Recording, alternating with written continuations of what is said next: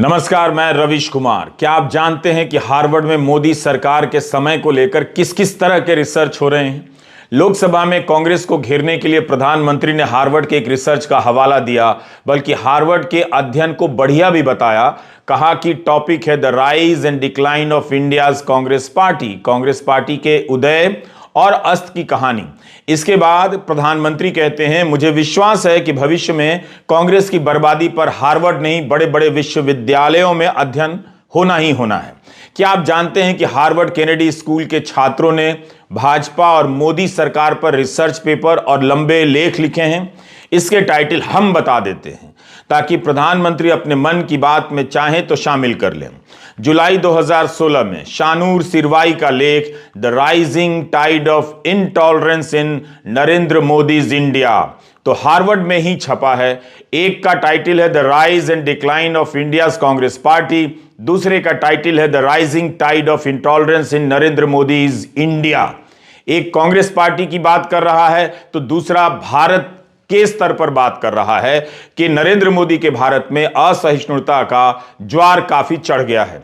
हम आज के कार्यक्रम में इस पर विस्तार से बात करने वाले हैं कि येल यूनिवर्सिटी, स्टैनफोर्ड यूनिवर्सिटी और हार्वर्ड यूनिवर्सिटी में मोदी सरकार के दौर के बारे में क्या क्या रिसर्च हो रहा है। आपको याद होगा, पिछले महीने इन जैसे विदेशी संस्थानों के भारत में कैंपस खोलने को लेकर यूजीसी ने एक ड्राफ्ट निकाला जिसकी तारीफ होने लगी। लेकिन पहले हम आपके ध्यान में फिर से उन खबरों को लाना चाहते हैं जो पिछले 10 दिनों से दुनिया भर के अखबारों में छप रही हैं। उनमें भी काफी रिसर्च है, बढ़िया स्टडी है। प्रधानमंत्री खुद उनका संज्ञान नहीं ले रहे हैं, लोकसभा में जवाब नहीं दे रहे हैं, लेकिन कांग्रेस को घेरने के लिए हार्वर्ड की स्टडी का हवाला दे रहे हैं। द इकोनॉमिस्ट का कवर देखिए। आर्थिक खबरों में इकोनॉमिस्ट की अपनी साख है। असहमति रखने वाले भी इसकी रिपोर्ट देख लेते होंगे। इसके कवर पर गौतम अडानी की तस्वीर छपी है। अंग्रेजी में लिखा है the parable of Adani. Parable ऐसी कहानी होती है जिसके जरिए बड़ा संदेश दिया जाता है। तो अडानी की कहानी का संदेश क्या है? हाल के कई वर्षों में यह भारत की पूंजीवादी व्यवस्था का सबसे मुश्किल इम्तिहान है, इकोनॉमिस्ट लिखता है। यह भी लिखता है कि एक टाइकून का इस तरह से पतन होना मोदी को राजनीतिक रूप से भी शर्मसार करेगा। क्या इस तरह की खबरों का छपना भारत की छवि के लिए अच्छा है? इकोनॉमिस्ट ने लिखा है कि मोदी सरकार के इन वर्षों में भारत में जो चेक और बैलेंस था, सत्ता का संतुलन था, वह उजड़ रहा है। इनकी सरकार ने कोर्ट से लेकर पुलिस की स्वायत्तता को चोट पहुंचाई है। मीडिया डरपोक हो गया है, वह ताकतवर लोगों के खिलाफ जांच तक नहीं करता। बहुत ही कम भारतीय अखबारों ने हिंडनबर्ग की इस रिपोर्ट को हाथ लगाया है, मुश्किल सवाल तक नहीं पूछा है। इसमें एनडीटीवी के खरीदने पर भी टिप्पणी की गई है। अब एनडीटीवी के पत्रकार काऊ हग डे के बहाने गाय को गले लगाने की कोशिश कर रहे हैं। भारत की नियामक संस्था सेबी की साख दांव पर लगी है। दुनिया भर की संस्थाएं अपने स्तर पर जांच कर रही हैं और यहां भाषण चल रहा है कि भारत का डंका बज रहा है। इसे आप डंका बजना कहते हैं? द इकोनॉमिस्ट ही नहीं, wall street journal, Bloomberg, financial times, ये सब दुनिया के बड़े आर्थिक अखबार हैं। इनमें एक खबर प्रधानमंत्री की तारीफ में छप जाए तो बीजेपी के सारे सांसद ट्वीट करने लग जाएंगे। लेकिन क्या भारत की जनता नहीं देख रही है कि अडानी प्रकरण के बाद से भारत को लेकर किस तरह की खबरें छप रही हैं? यह ब्लूमबर्ग बिजनेस वीक का कवर है। इस पर लिखा है कि एशिया के सबसे धनी आदमी से मिलिए। तस्वीर में नाक के पास कागज फटा हुआ है और लिखा है कि एक शॉट से अडानी के 100 अरब डॉलर उड़ गए, यानी नाक कट गई।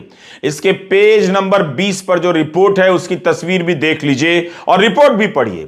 इसके साथ लिखा है कि अडानी डाउनसाइज्ड, यानी उनका कद छोटा हो गया, उनका साम्राज्य के पर कतर गए। 1 फरवरी को टाइम पत्रिका की इस खबर का शीर्षक भी इकोनॉमिस्ट की तरह है, ब्लूमबर्ग की तरह है। यही लिखा है कि अपने चुनावी अभियानों के समय मोदी अडानी के हवाई जहाज में उड़ा करते थे। यही तस्वीर तो राहुल गांधी ने संसद में दिखा दी। टाइम लिखता है कि दोनों की दोस्ती का लाभ अडानी को हुआ। मोदी के प्रधानमंत्री बनने के बाद अडानी की संपत्ति में 230% की वृद्धि हो गई। 2014 में 1.9 बिलियन डॉलर से 26 बिलियन डॉलर पर पहुंच गए। क्या इस तरह से भारत का दुनिया में डंका बज रहा है? प्रधानमंत्री बार बार कहे जा रहे हैं कि दुनिया में भारत का नाम हो रहा है, साख बढ़ रही है। तो क्या इन खबरों से भारत की साख बढ़ रही है, नाम हो रहा है, या नाक कट रही है? अदानी पर कॉरपोरेट के इतिहास का सबसे बड़ा फ्रॉड का आरोप लगा है। क्या इससे भारत को लेकर दुनिया में डंका बज रहा है? क्या आप इसे डंका बजना कहेंगे? दुनिया में इन खबरों से बदनामी हो रही है और प्रधानमंत्री कह रहे डंका बज रहा है।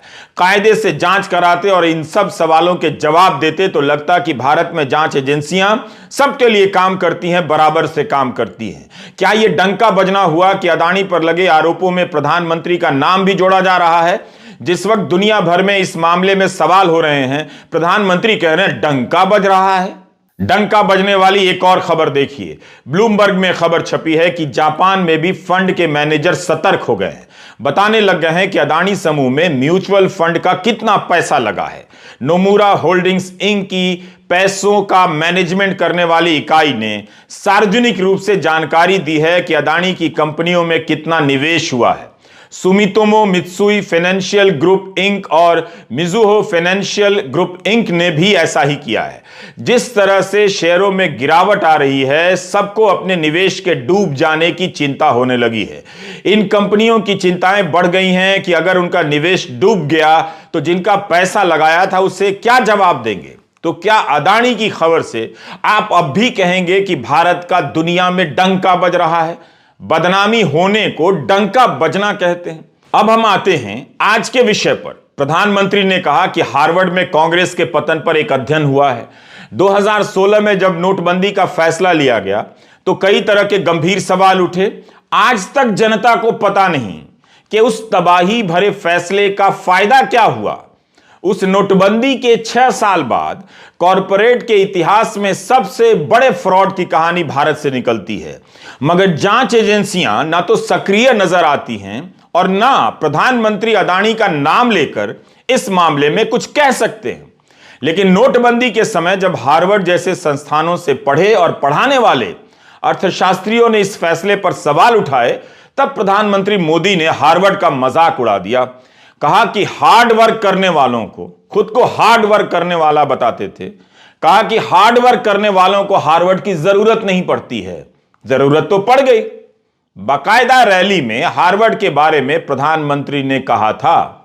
1 मार्च 2017 को उन्होंने कहा कि हार्वर्ड वालों का अर्थशास्त्र किताबों में रह गया। हार्ड वर्क करने वालों ने देश की अर्थव्यवस्था को नीचे नहीं आने दिया।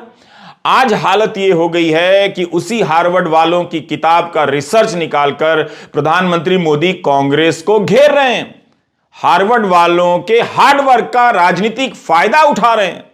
जब खुद पसंद नहीं आता तो हार्वर्ड वालों की पढ़ाई लिखाई को किताबी बता देते हैं, और जब पसंद आता है तो उनकी किताब का चैप्टर लेकर संसद में आ जाते हैं।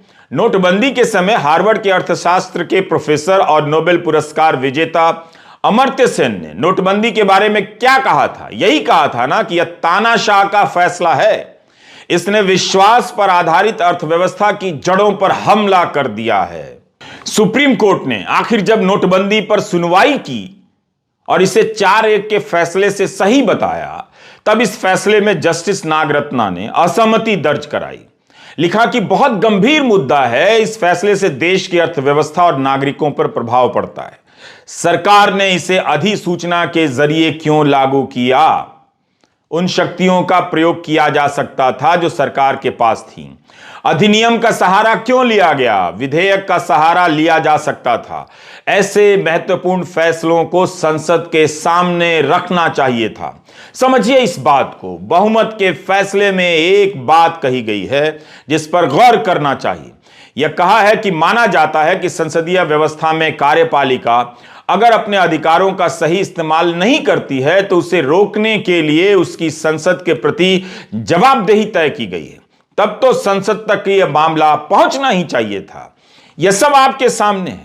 नोटबंदी के समय हार्वर्ड की पढ़ाई लिखाई को किताबी बताने वाले प्रधानमंत्री के इस फैसले से अर्थव्यवस्था में कोई क्रांतिकारी बदलाव नहीं आया। हालत यह है कि 8 साल बाद भी इसी बात का श्रेय ले रहे हैं कि 80 करोड़ लोगों को मुफ्त अनाज दे रहे हैं। यह नहीं बताते कि क्यों दे रहे हैं, क्योंकि इस देश में 25,000 महीना कमाना मुश्किल है। जो कमाता है वो चोटी के 10% लोगों में आ जाता है। इस महंगाई में मुफ्त अनाज नहीं मिलेगा तो इतनी बड़ी आबादी भूख से मर जाएगी। जाहिर है नोटबंदी ने जो सपने दिखाए थे वो फेल हो गए, लेकिन तब इस बात पर खूब ताली बजाई गई कि हार्वर्ड वालों का अर्थशास्त्र किताबों में रह गया और हार्ड वर्क करने वालों ने देश की अर्थव्यवस्था को नीचे नहीं आने दिया। वैसे जीडीपी नीचे आ गई थी नोटबंदी के बाद। अब आते हैं इस बात पर कि प्रधानमंत्री को हार्वर्ड से इतना प्रेम कब हो गया। क्या इसलिए हो गया कि उसकी लाइब्रेरी में कांग्रेस के पतन पर रिसर्च की किताब रखी मिली? अब हम बताते हैं कि दुनिया की बड़ी बड़ी यूनिवर्सिटी में किस तरह के रिसर्च हो रहे हैं। स्टैनफोर्ड यूनिवर्सिटी में एंथ्रोपोलॉजी के प्रोफेसर हैं थॉमस ब्लोम हैंसन।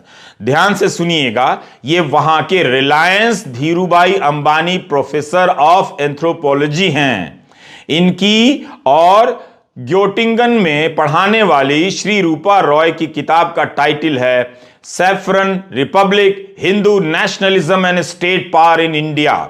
यह किताब तो पिछले साल कैम्ब्रिज यूनिवर्सिटी प्रेस से छपी है। संपादकों ने लिखा है कि यह किताब समकालीन हिंदुत्व को लोकतांत्रिक तानाशाही या तानाशाही लोकवाद के रूप में देखती है। यह एक ऐसी राजनीति है जो संवैधानिक लोकतंत्र के विचारों और प्रक्रियाओं को बढ़ावा देती हुई उनका ही उल्लंघन करती है। इस किताब में दिल्ली दंगों का विवरण है। लिखा है कि भाजपा के चुने हुए नेताओं और अधिकारियों ने खुलेआम मुस्लिम विरोधी हिंसा का आह्वान किया और इनके खिलाफ बाद में पुलिस ने कार्रवाई तक नहीं की। इस किताब में यह भी लिखा है कि किस तरह से नागरिकता कानून विरोधी शांतिपूर्ण प्रदर्शन को भाजपा के छोटे नेताओं से लेकर मोदी और शाह ने परोक्ष या अपरोक्ष रूप से एंटी नेशनल करार दिया। यह भी लिखा है कि उस हिंसा में हिंदुओं की भी मौत हुई तो यह सब किसी समुदाय को संत के रूप में दिखाने के लिए नहीं कहा जा रहा है, मगर उस समय खास तौर पर मुस्लिम विरोधी माहौल बनाया गया जिसका उस हिंसा में बड़ा योगदान रहा। अगर इस किताब की चर्चा राहुल गांधी लोकसभा में कर देते तो बीजेपी की सांसद मांग करने लगते कि कार्यवाही से हटा दी जाए, मगर इस किताब के संपादक का नाम भी ठीक से देख लीजिए। स्टैनफोर्ड यूनिवर्सिटी के Reliance Dhirubhai Ambani professor of anthropology Thomas Blom Hansen इसके संपादक हैं। अगर कांग्रेस के पतन पर अध्ययन हुआ है तो भारत में नव हिंदुत्व के नाम पर लोकतंत्र को खत्म किए जाने के प्रयासों पर भी अध्ययन हो रहे हैं। किताबें छप चुकी हैं। कांग्रेस के पतन पर भारत की कई यूनिवर्सिटी में आज से नहीं पिछले 40 साल से शानदार रिसर्च हुए। प्रधानमंत्री एंटायर रिसर्च साइंस को ही अपने भाषण में रख सकते थे। एंटायर प्रधानमंत्री को हार्वर्ड की लाइब्रेरी से यही लेख मिला कि कांग्रेस का उत्थान और पतन कैसे हुआ। हम इन उदाहरणों से यह भी बताना चाहते हैं कि उनके यहां तो आपकी सरकार को लेकर भी बहुत गंभीर अध्ययन हो रहे हैं। क्या आप उसे स्वीकार करना चाहेंगे? येल यूनिवर्सिटी भी अमेरिका की एक बड़ी यूनिवर्सिटी है। इसके प्रोफेसर की एक किताब का जिक्र करने वाला हूं। स्टीवन आई विल्किंसन की यह किताब कैम्ब्रिज यूनिवर्सिटी प्रेस से छपी है। इस किताब में उन्होंने गहराई से भारत की चुनावी राजनीति में दंगों के इतिहास पर शोध किया है। कई पार्टियों के दंगों के इतिहास पर लिखा है, कांग्रेस और भाजपा दोनों के। बताया है कि कैसे चुनाव जीतने के लिए दंगों को गढ़ा जाता है। कुछ सरकारें दंगे रोकती हैं, कुछ नहीं रोकती हैं। तो क्या प्रधानमंत्री इस किताब के बारे में बात करना चाहेंगे संसद में? पर इस किताब में बीबीसी की डॉक्यूमेंट्री वाली कई सारी बातें लिखी हैं। तो क्या इस किताब को भी बैन कर देंगे? प्रधानमंत्री कहते हैं कि दुनिया भर में भारत का डंका बज रहा है। बीबीसी ने हाल ही में लंदन के दर्शकों के लिए, ब्रिटेन के दर्शकों के लिए एक डॉक्यूमेंट्री दिखाई। उसमें गुजरात दंगों के समय उनकी भूमिका को लेकर सवाल है, मगर ज्यादा सवाल तो ब्रिटेन की सरकार से थे। मगर भारत में उस डॉक्यूमेंट्री को बैन कर दिया गया। तो क्या भारत का डंका बज रहा होगा? बीबीसी की डॉक्यूमेंट्री बैन करने से किस तरह से दुनिया में भारत का डंका बज जाता है, जरा बताइए। अब हार्वर्ड केनेडी स्कूल के छात्रों ने जो भाजपा और मोदी सरकार पर रिसर्च पेपर लिखे हैं उसका नाम हम फिर से बता रहे हैं। कुछ का नाम हम पहले बता चुके हैं। मई 2019 में कल्पना जैन का लेख है cow vigilantes and the rise of Hindu nationalism, और जुलाई 2016 में शानूर सिरवाई का लेख जिसके बारे में हमने शुरू में ही बताया, the rising tide of intolerance in Narendra Modi's India. 2015 में लंबा चौड़ा लेख छपा Indian media crisis in the fourth state. इसमें प्रधानमंत्री मोदी और मीडिया के रिश्ते पर खूब लिखा गया, कैसे कुछ मीडिया गोदी हो गया और जो कुछ नहीं हुआ उसने किन कठिनाइयों का सामना किया है। इसी तरह negotiating democracy and religious pluralism India, Pakistan and Turkey, जो ऑक्सफोर्ड यूनिवर्सिटी प्रेस से छपी है। इस किताब के संपादक हैं कैरन बार्के, सुदीप्ता कविराज और वत्सल नरेश। बार्के यूनिवर्सिटी ऑफ कैलिफोर्निया बर्कली में प्रोफेसर हैं। सुदीप्ता कविराज कोलंबिया यूनिवर्सिटी में पॉलिटिकल साइंस के प्रोफेसर हैं। वत्सल हार्वर्ड में सोशल स्टडीज पढ़ाते हैं। इस किताब में भारत में लोकतंत्र, धर्म की राजनीति और मौजूदा राजनीतिक परिवेश पर आपको लेख मिल जाएंगे। कांग्रेस का पतन कैसे हुआ, इस रिसर्च को पढ़ना चाहिए, लेकिन प्रधानमंत्री को यह भी पढ़ना चाहिए कि उनकी सरकार के समय मीडिया, असहिष्णुता, लोकतंत्र को लेकर किस तरह के सवालों पर अध्ययन हो रहे हैं। दुनिया के अखबारों में अदानी प्रकरण को लेकर भारत की चर्चा किस तरह से हो रही है।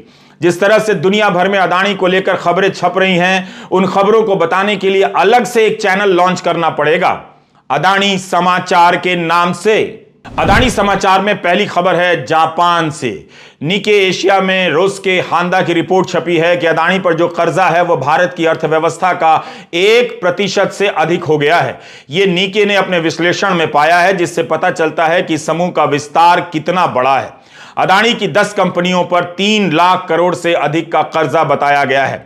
हम इनके अध्ययन की पुष्टि तो नहीं कर सकते, मगर अदानी समाचार के तहत इनका संकलन कर सकते हैं, ताकि आपको पता चले कि दुनिया में भारत का डंका किस तरह से बज रहा है।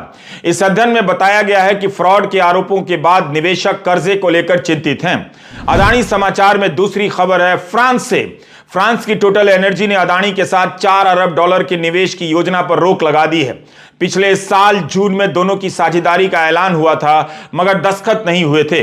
पिछले साल की घोषणा के अनुसार total energy Adani new industry limited में 25% की हिस्सेदारी लेने वाला था। टोटल एनर्जी के चीफ ने कहा है कि जब तक चीजें साफ नहीं हो जाती हैं, हाइड्रोजन प्रोजेक्ट रुका रहेगा। अदानी समाचार में आज की तीसरी खबर, एमएससीआई एक काफी बड़ा इंडेक्स है। इनके इंडेक्स पर कैपिटल के मुताबिक किसी कंपनी का हिस्सा होता है, यानी जिस कंपनी का कैपिटल अधिक होता है उसका भार ज्यादा होता है। पिछले 10-12 दिनों में अदानी के स्टॉक्स में जो उतार चढ़ाव आए, उसके चलते अपने फरवरी समीक्षा में एमएससीआई ने यह फैसला लिया है कि अदानी ग्रुप के फ्री फ्लोट और मार्केट कैपिटलाइजेशन में 1 मार्च से कटौती कर देगा। सीएनबीसी ने लिखा है कि एमएससीआई के मुताबिक कुछ निवेशकों को हमारे नियमों के अनुसार फ्री फ्लोट की श्रेणी में नहीं रखा जाना चाहिए। अदानी के 8 स्टॉक जो एमएससीआई स्टैंडर्ड इंडेक्स में शामिल थे, उनमें से 4 का वेटेज यानी वजन घटा दिया गया है। इसमें Adani enterprises, total gas transmission और एसीसी शामिल हैं। इससे इन स्टॉक से काफी आउटफ्लो होने की आशंका है, यानी शेयर कैपिटल के और गिरने की आशंका जताई जा रही है। इसके अलावा नुवोमा वेल्थ मैनेजमेंट ने अपने एक नोट में लिखा है कि एमएससीआई ग्लोबल स्टैंडर्ड इंडेक्स ने भी अदानी एंटरप्राइजेस की वेटेज को 0.5% से कम कर दिया है और आशंका जताई है कि इससे अन्य 3 स्टॉक्स में भी गिरावट देखी जा सकती है। इससे $500 मिलियन का घाटा होने का अनुमान है, यानी 4000 करोड़ रुपए से ज्यादा का नुकसान। इन घोषणाओं के बाद अदानी समूह के शेयरों में गिरावट देखी गई। अदानी समाचार में चौथी खबर है लंदन से। फाइनेंशियल टाइम्स ने लिखा है कि पिछले दिनों खबर आई कि अदानी समूह ने लोन चुकाए हैं, मगर उससे पहले मार्जिन कॉल का कॉल आया था, क्योंकि ब्रोकरों ने मांग की कि जिन शेयरों को गिरवी रखकर लोन लिया गया है उनके दाम तो गिर गए, तो बाकी का मार्जिन दे दीजिए। अगर हमसे कोई त्रुटि हुई इन सूचनाओं को बताने में, तो मार्जिन कॉल का मामला यही है। फाइनेंशियल टाइम्स ने सूत्रों के हवाले से यह खबर लिखी है। यह लिखा है कि अदानी को लोन देने वाले Berkeley bank, city bank, Deutsche bank ने कहा कि शेयर डूबने के बाद जो मार्जिन बनते हैं उसे भर दीजिए, टॉप अप कर दीजिए। उसके बाद अदानी ग्रुप ने पूरा लोन चुकाया। यह भी लिखा है कि इसे चुकाने के लिए कौन सा फंड इस्तेमाल किया गया, इसका पर्दाफाश नहीं किया गया है। इस पर तृणमूल कांग्रेस की सांसद महुआ मोइत्रा ने ट्वीट किया कि 24 घंटे के भीतर झूठ का भांडा फूट गया। अदानी समाचार में 5वीं खबर नॉर्वे से है। नॉर्वे के सोवरेन फंड ने अदानी समूह की 3 कंपनियों में जो शेयर खरीदे थे उसे बेच दिया है। मीडिया रिपोर्ट के अनुसार $200 मिलियन के शेयर बेच दिए। इसने तो हिंडनबर्ग की रिपोर्ट आने के पहले से ही बेचना शुरू कर दिया और पैसा निकाल लिया। नॉर्वे सॉवरेन फंड को दुनिया का सबसे बड़ा स्टॉक इन्वेस्टर कहा जाता है। इस फंड का कहना है कि अदानी समूह में अब हमारा कोई पैसा नहीं है। इस फंड का पैसा दुनिया की 9,200 कंपनियों में लगा है। सोचिए, 9,200 कंपनियों में अब अदानी समूह की कंपनी बाहर हो गई है, एक भी नहीं है। सूत्रों के हवाले से अदानी समाचार में छठी खबर न्यूयॉर्क से है। फाइनेंशियल टाइम्स ने खबर छापी है कि गौतम अदानी ने वॉल स्ट्रीट की एक ताकतवर एक्टिविज्म डिफेंस लॉ फर्म को हिंडनबर्ग के खिलाफ लड़ाई में हायर किया है। सूत्रों ने फाइनेंशियल टाइम्स को बताया है कि पिछले कुछ दिनों में न्यूयॉर्क के कई बड़े वकीलों से अदानी समूह ने इस मामले को लेकर विमर्श किया है और अब वैक्टेल लॉ फर्म को हायर किया है, जो अमेरिका की सबसे महंगी लॉ फर्म्स में से एक है। नॉर्वे सोवरेन फंड तो पहले से ही अपना पैसा निकालने लगा और पिछले साल के आखिर तक काफी निकाल लिया। तो जाहिर है कुछ लोग समझ रहे होंगे कि मामला क्या है। दुनिया का सबसे बड़ा फंड 9,200 कंपनियों में निवेश करता है और भारत की सबसे बड़ी कंपनी से निवेश निकाल लेता है। क्या इस खबर से दुनिया में भारत का डंका बज रहा है? दुनिया भर में अदानी को लेकर जितनी खबरें छपी हैं, अगर उनका आप संकलन कर लेंगे तो पता चलेगा कि भारत की कितनी बदनामी हो रही है। इन खबरों को बताने के लिए अलग से अदानी समाचार शुरू कर दीजिए। अदानी ग्लोबल चैनल बनाना चाहते थे, फाइनेंशियल टाइम्स की तरह। उसी फाइनेंशियल टाइम्स में उनके समूह को लेकर जिस तरह की खबरें छप रही हैं, क्या भारत के चैनल पर उसका कवरेज देख पा रहे हैं? आज अदानी समूह को लेकर ग्लोबल अखबारों से इतनी खबरें आ रही हैं कि भारत के लोकल चैनलों की बस की बात नहीं है कि उसे कवर कर सकें, और यह बात भी ग्लोबल अखबारों में छप रही है। प्रधानमंत्री से जवाब मांगा गया तो गिनाने लगे कि कितने करोड़ को मुफ्त राशन दे दिया, कितने करोड़ घरों में पानी दे दिया। अब से कोई आपसे सवाल पूछे, आप कहां थे, घर लौटने में इतनी देर क्यों कर दी, तो मत बताइएगा कि गाय को गले लगाने गए थे। सवाल का जवाब देने की जरूरत ही नहीं है। जैसे ही सवाल आए कि आप कहां थे, पिताजी पूछे कि आप कहां थे, आप जवाब में सड़कों के नाम गिनाने लग जाइए। मैं बताता हूं कैसे। कभी लिंकिंग रोड, कभी वार्डन रोड, कभी केडल रोड, कभी पैडल रोड गाने लग जाइए। नमस्कार, मैं रविश कुमार।